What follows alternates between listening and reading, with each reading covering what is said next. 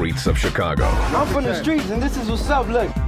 Bullet wound right there. Still fresh and kind of looking ugly. Where the Midwest... I was banging, I was hanging, and I was slanging. ...meets the Wild West.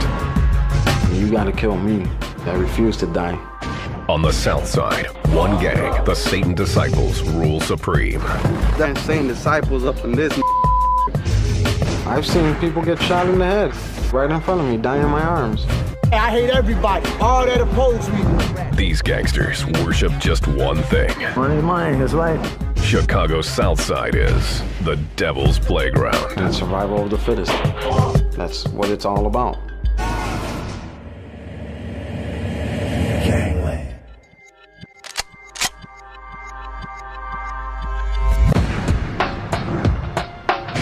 Chicago, a city of haves and have-nots. The famous Gold Coast stretches along Lake Michigan, glistening with high-rises and luxury shopping. Yet just 5 miles away is Pilsen, a predominantly Hispanic working-class neighborhood. Roughly a third of its 40,000 residents fall below the poverty line.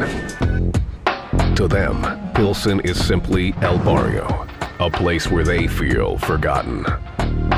It's a biased system. It's a broken system. Something else is broken here. One gang has made this neighborhood a bloody battleground, a place where power is won and lost every day. Deuce killer, Cobra killer, Key killer, Rasa killer, Bishop killer, Ambro killer. They'd love to get rid of us, but they can't. We continue to multiply. They are the Satan Disciples, or SDs. Satan Disciples are known for their street-level drug operations and willingness to kill. Now they've spilled into the suburbs and more than 20 states. We're here all day, every day. Quit tricking, stop tricking on me. Everywhere, we worldwide, you know? It's just that we got different branches everywhere, you know? The different sets are structured under one umbrella, the Satan Disciples Nation. There's only one place, though, that these bangers call home. I look at Pilsen as the heart of the SDs, definitely. That's always gonna be motherland, always.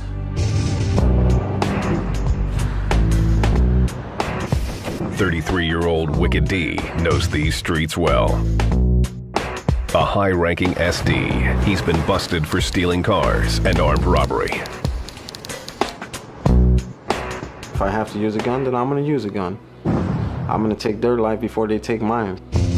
Wicked D has been part of the SD family since he was 13. I was pretty much abandoned by my parents. Left me out in the hood. All the Satan Disciples organization, they took me and they raised me. They showed me how to become a man.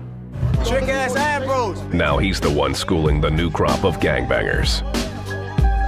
I'm not gonna let anybody disrespect me and my shorties.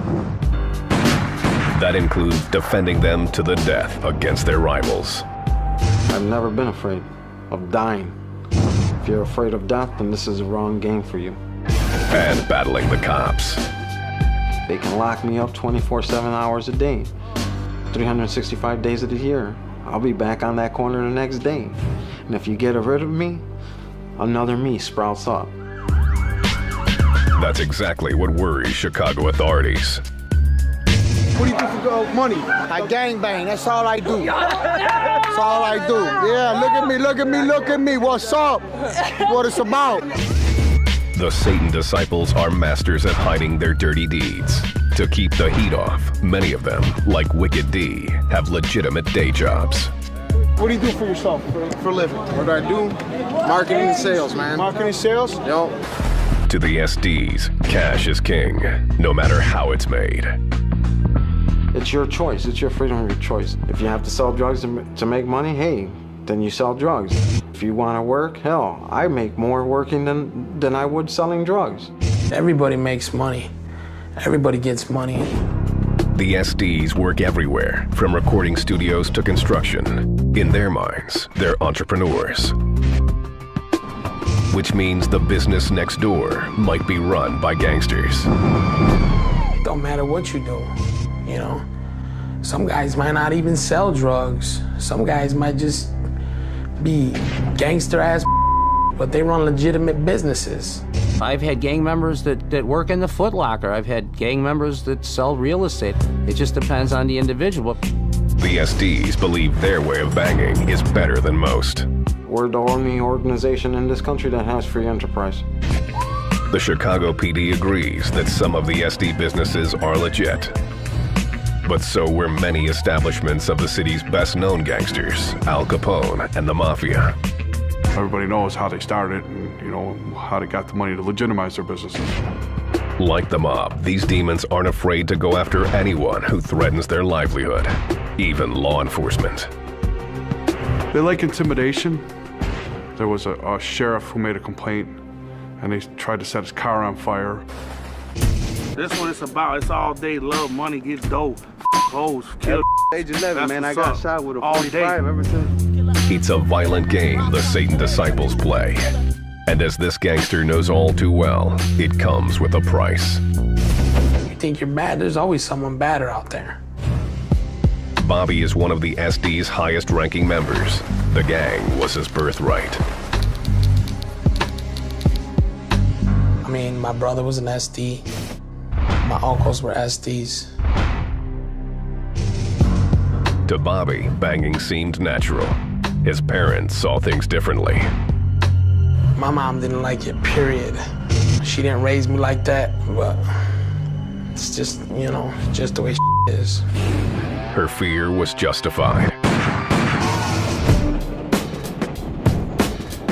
In March 2002, Bobby's older brother Ernie was with another gangbanger smoking water.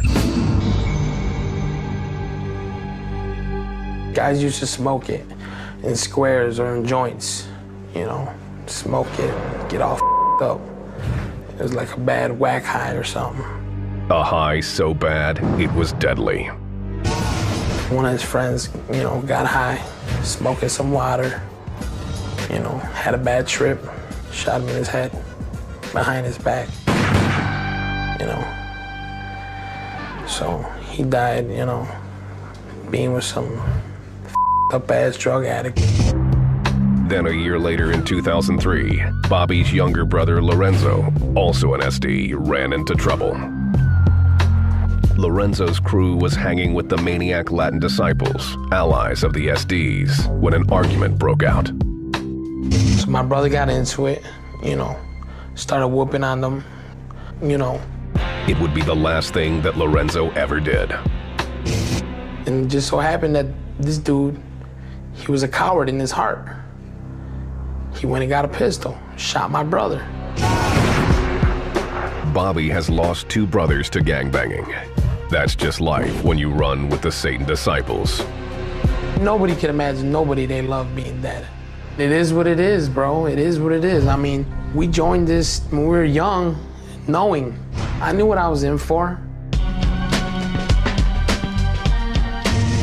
Bobby hasn't lost just his family over the years. In 1993, he became friends with Danny Valencia, aka Gizmo, a promising up-and-comer who was considered a brother by all. Giz was family to everybody. If you were righteous and you were down and you were not a bogus dude, or if you were not a bogus crew, Giz was there. That brother was there for anyone. And he showed love to you no matter what. At only 21 years old, Gizmo was a natural leader. He was a gangster. He was a gangster. He didn't back down from nobody.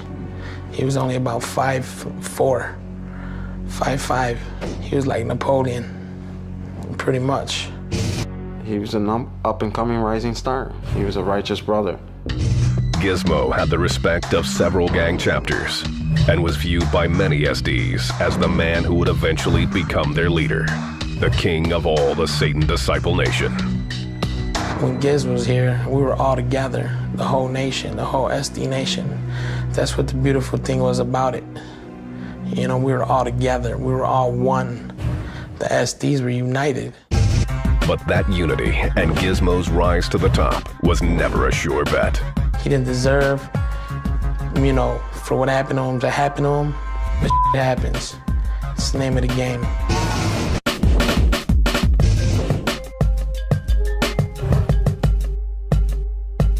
On Chicago's South Side, in the neighborhood of Pilsen, one gang rules the streets. We the beast in Pilsen. We the real around Pilsen.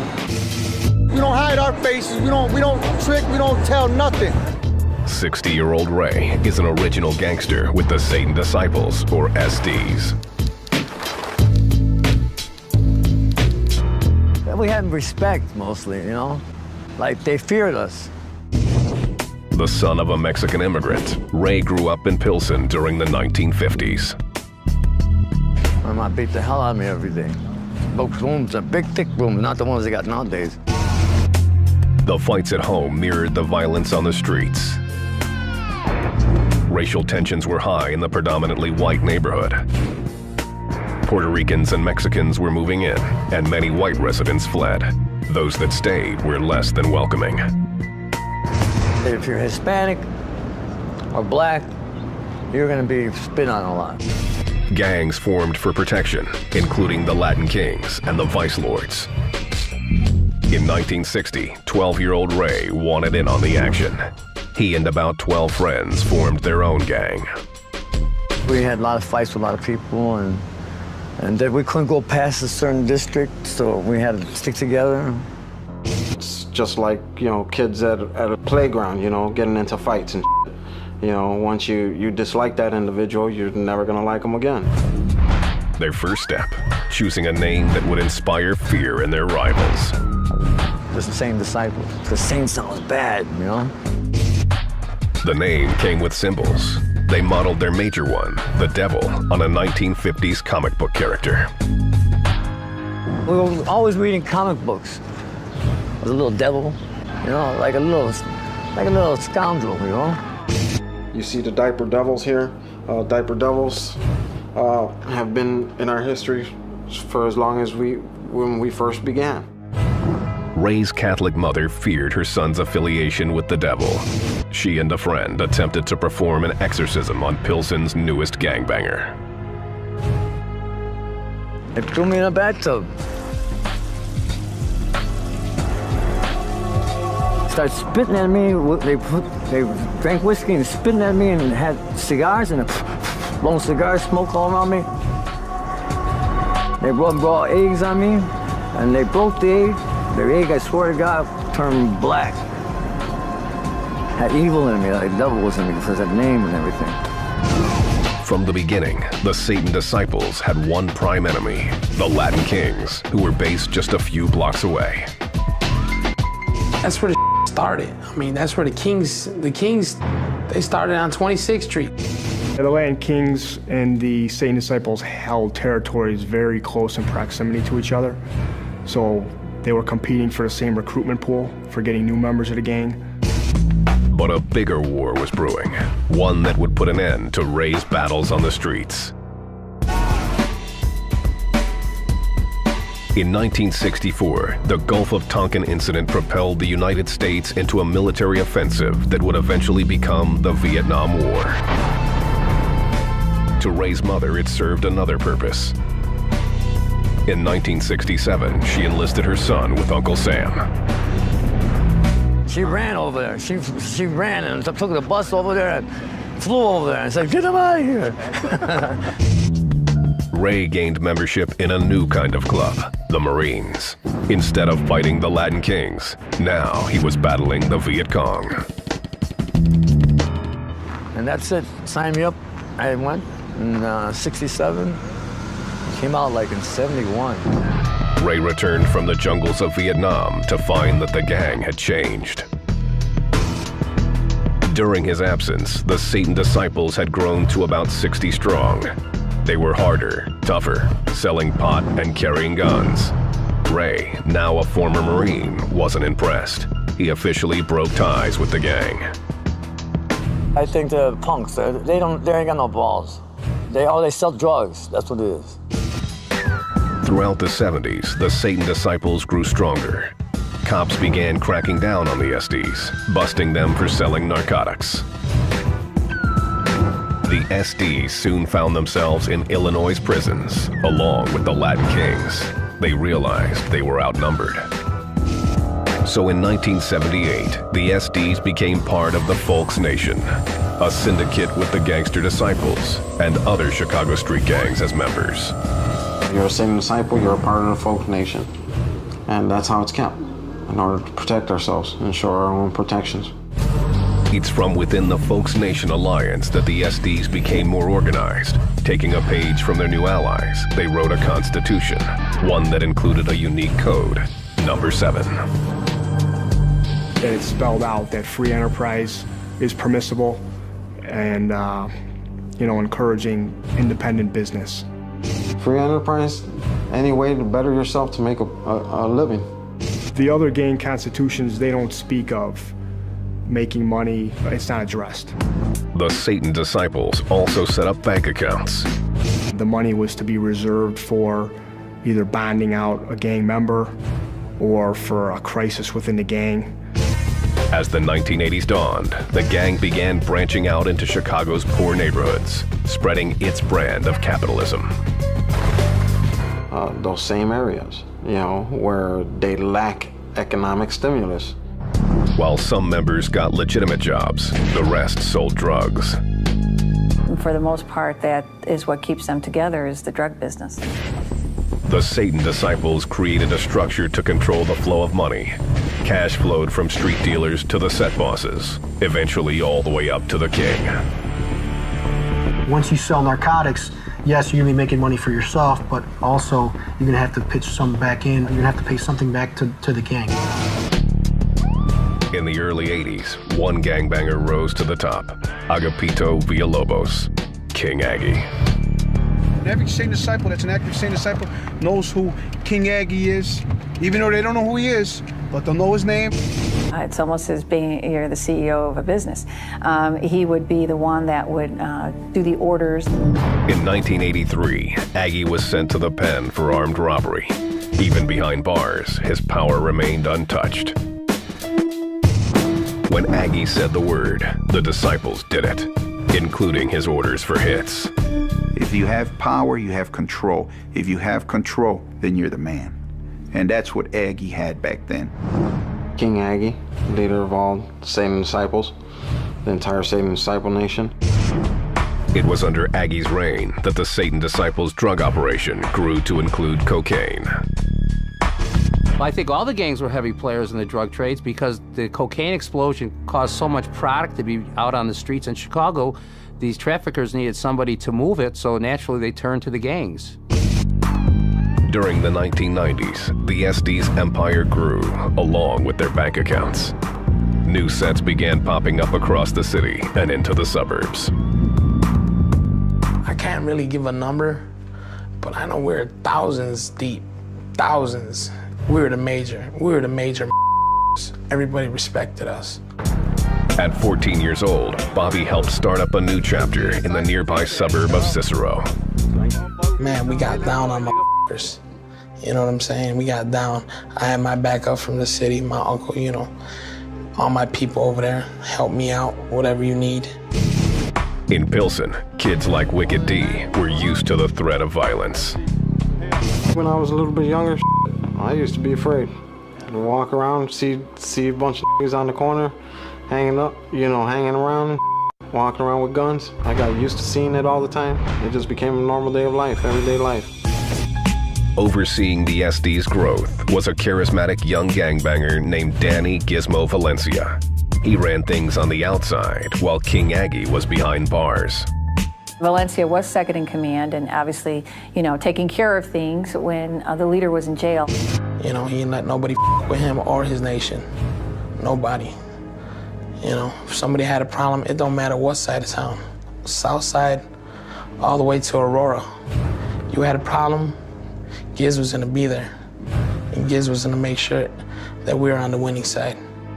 Gizmo had a lot of knowledge. He was there when you needed him. Just because of the power he held, didn't matter to him. His power did matter to one person, King Aggie. To him, Gizmo was an upstart who hadn't put in the necessary work.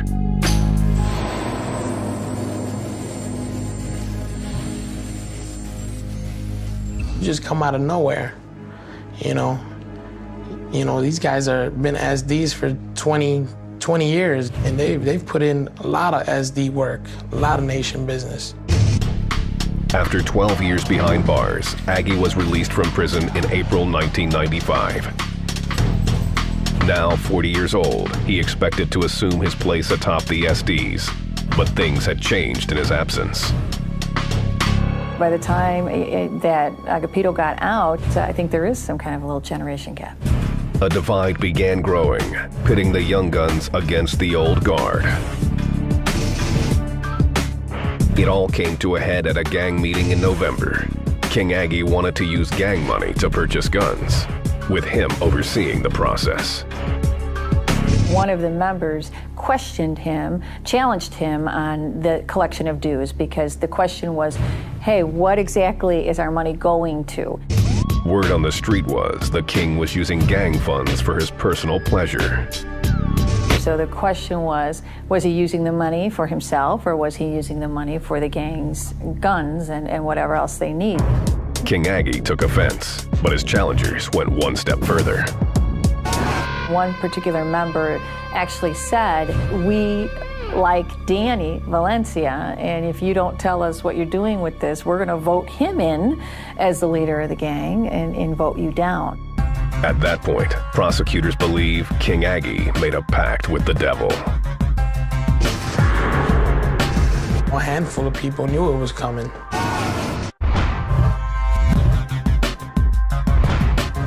For more than 40 years, the notorious Satan Disciples, or SDs, have terrorized Chicago's South Side neighborhood of Pilsen. On building after building, they claim their turf with tags.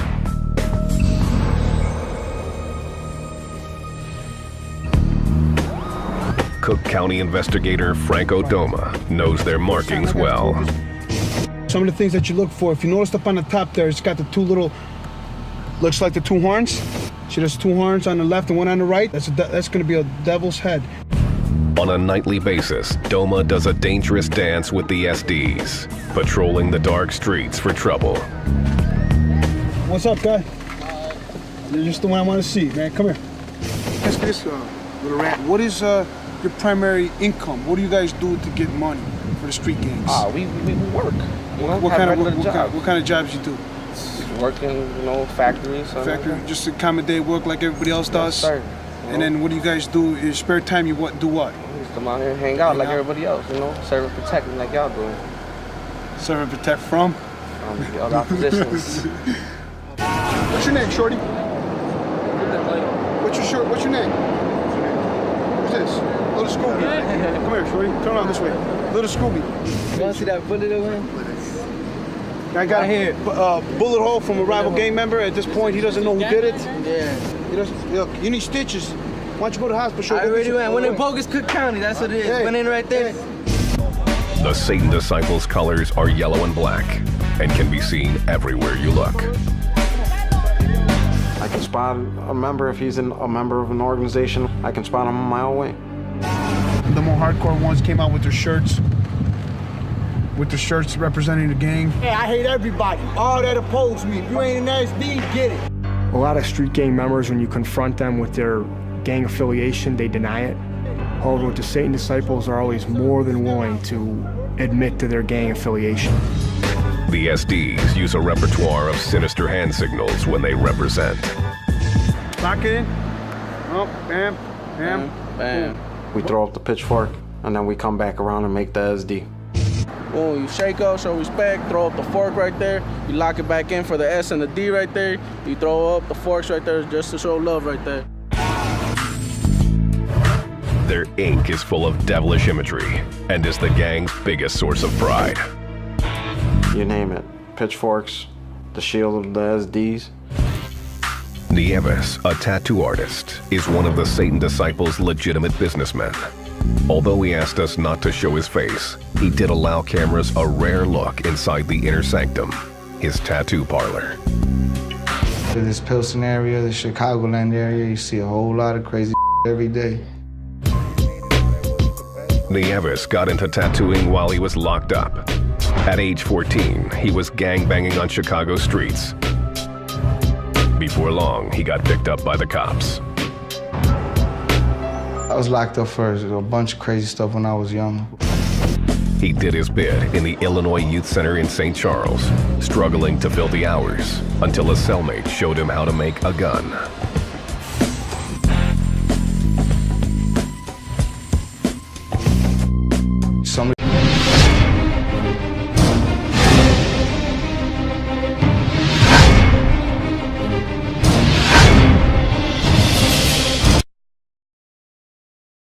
He showed me how to make a gun real simple, and the next thing you know, I was tattooing every cellmate I had and myself.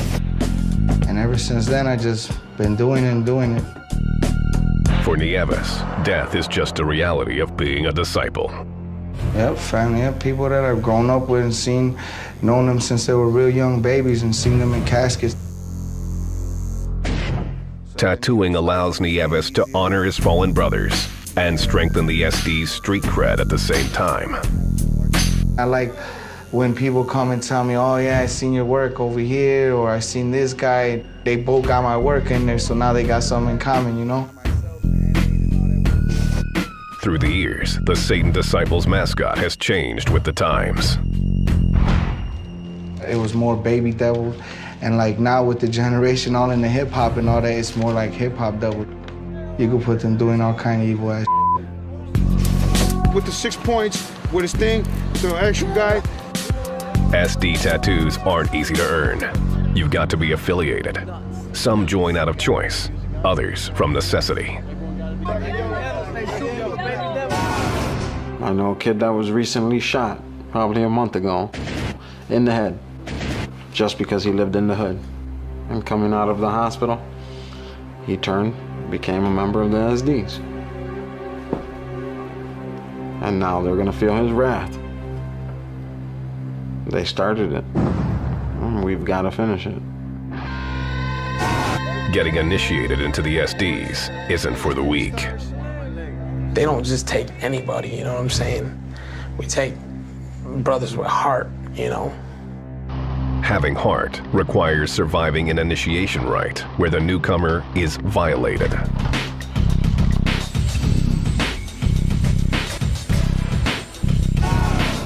You get how you get violated, you get your ass whooped. You know, you get your ass whooped by 4 or 5, depending how big the dude is.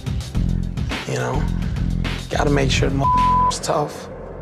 The bigger the initiate, the more gang members involved, and the longer the beating. A couple minutes, dude, it's like forever, you know? Once in, a new recruit has to follow the Satan Disciples' constitution. In addition to encouraging free enterprise, this document lays out the rules. No rape, no hard drug usage, and most importantly, no snitching. You know, tricking or becoming, you know, an informant is a very bad thing because it shows lack of trust, lack of confidence. And to us, that's a very important factor. All meetings must open and close with an oath and prayer. But who are these devil-wearing gangsters praying to? Something I probably wouldn't want to talk about? No. If the SDs worship anything, it's cold, hard cash. And they have the gang's blessing to do whatever it takes. Everybody does different. Some guys are just all out there doing whatever, taking care of whoever they gotta take care of. To the SDs, the real devil is the strong arm of the law. They want to keep us down. It's the system. It's all up. Chicago Southside, 1995. For more than a decade, Satan Disciple leader Agapito Villalobos, aka King Aggie, had overseen the gang's most lucrative years from behind bars. Now he was back on the streets and wanted to reclaim the throne, but the SDs weren't having it. The respect wasn't there. The respect wasn't there. On November 1st, at a Satan Disciples meeting, a member suggested that King Aggie step down and allow his right-hand man, a popular 23-year-old named Danny Gizmo Valencia, to take his place. So that meeting was held, and that meeting was very, for Villalobos, obviously, disturbing. The meeting broke up around 11 p.m. Just a few hours later, at 4 in the morning, Gizmo was summoned by the king. And he was paged to go back to Aggie's house.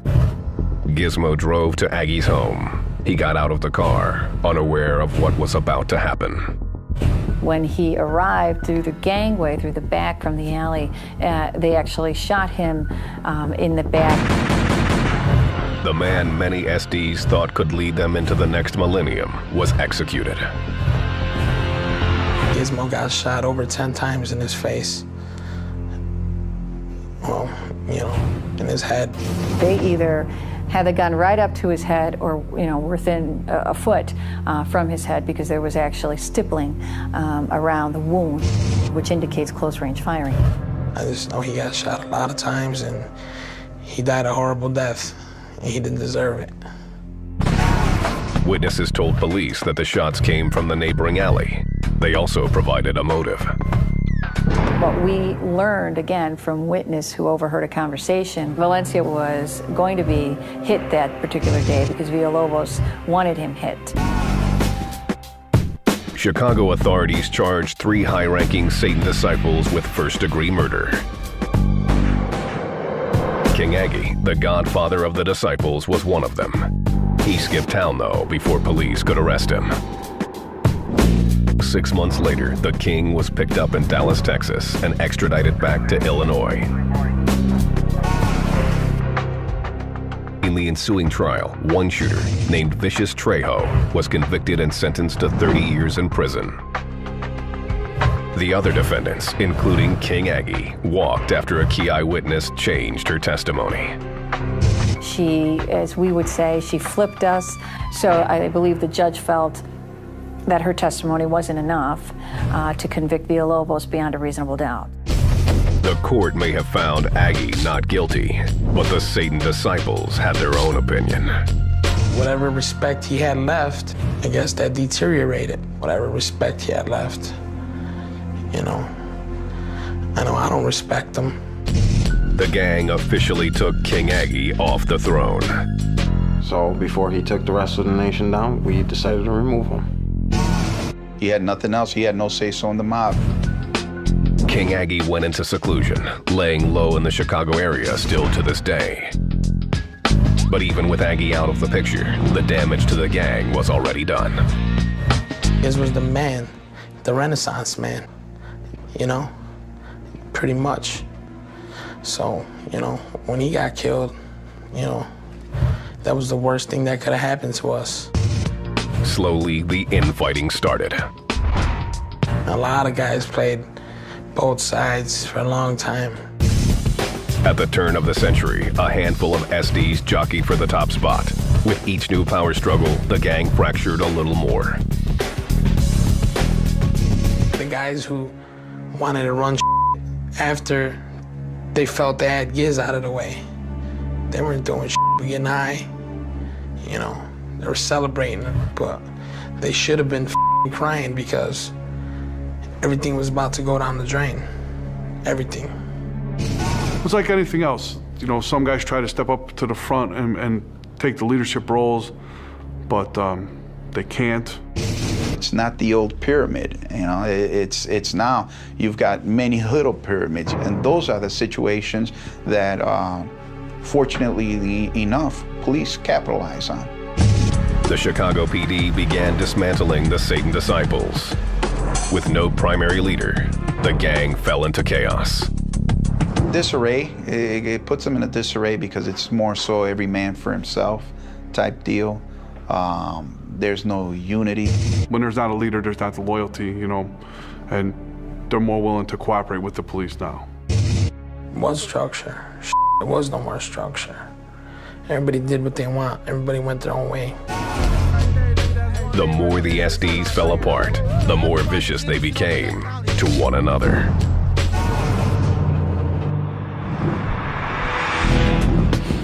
August 1999, in an apartment on the northwest side of Chicago, Satan disciple Teodoro Baez, aka Mandingo, got into an argument with fellow SD Juan Estrada over a drug deal.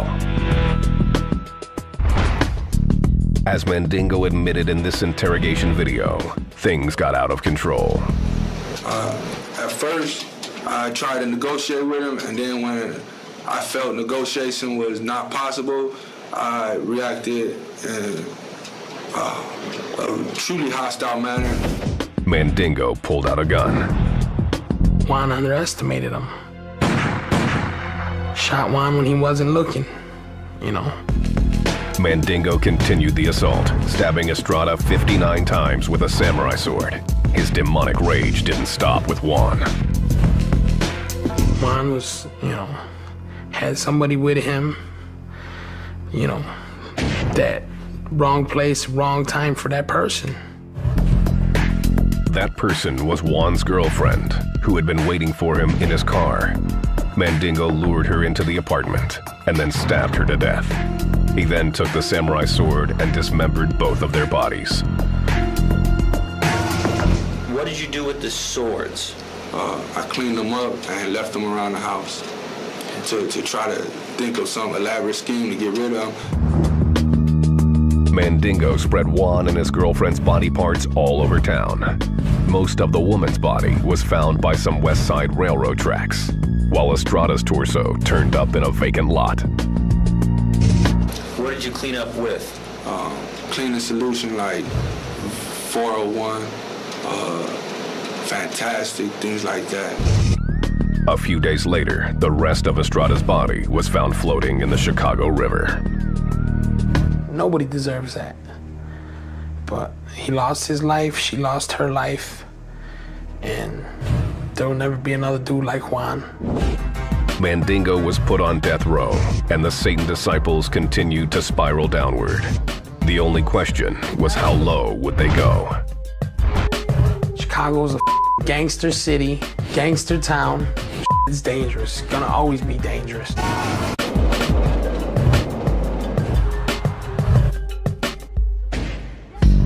At the turn of the millennium, the Satan disciples were struggling. Nearly 5 years after Gizmo's murder, several potential chiefs tried to step up, only to fail. The individuals that tried to step up and take weren't liked by many other sections or branches of SDs. Just didn't work out. Either they're getting mixed up, wrapped up in drugs, selling drugs, who knows? But everybody had their downfall. The one gangbanger who had the best chance to lead was Tommy Parra, aka Tommy Gunn. Tommy Parra was very influential. He was a sharper individual. He took over the SDs, but his reign was short-lived. In March of 2000, in a housing area called Rockwell Gardens, federal agents launched an undercover operation codenamed Operation Rock. Slowly, they got inside of the SD's drug trade. We would pose as just regular middle class, you know, hardworking like factory workers, truck drivers. We get dirtied up, you know, and dirty our hands, you know, dirty our clothing. The undercover agents would enter the Rockwell Gardens building to make drug buys, usually purchasing pot or crack cocaine. The business was conducted in or around that stairwell. Once you get down to the stairwell, usually there was more people down there.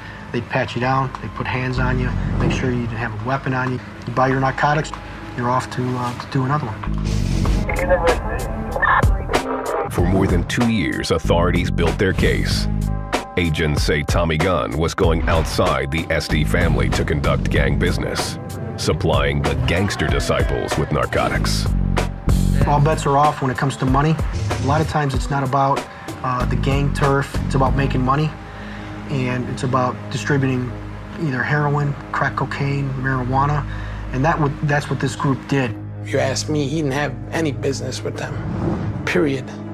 Shouldn't have had business with them. Using surveillance video and wiretaps, investigators tracked Tommy's every move. In September of 2002, they arrested him and charged him with drug trafficking. Then they found out something surprising. Tommy Parra, his father was a captain with the Chicago Police Department. While authorities say Tommy's father was clean, his son was deeply entrenched in the drug trade. He had connections with, the Mexicans and the Hispanic narcotic traffickers, therefore was able to get various quantities of cocaine, soft cocaine, as in powder cocaine, as well as large quantities of marijuana. Tommy was convicted of numerous charges, including intent to distribute cocaine, and was sentenced to 25 years. The Satan disciples were in shock. He was a good guy, that's all I know. He took care of his daughter. He wasn't running around, bogus. That's all I gotta say about Tommy. When he got taken down, the mob, everybody's knees began to buckle because they didn't know what was going to happen. Today, there is no confirmed leader of the Satan disciples. Chicago PD suspects someone is pulling the strings, but say he's hiding behind the shell of a business, waiting for the right time to seize control. Police will not discuss the suspect on camera. It's a power thing, I'm the man in control. And who is actually in control? The Satan disciples claim this supposed leader doesn't exist.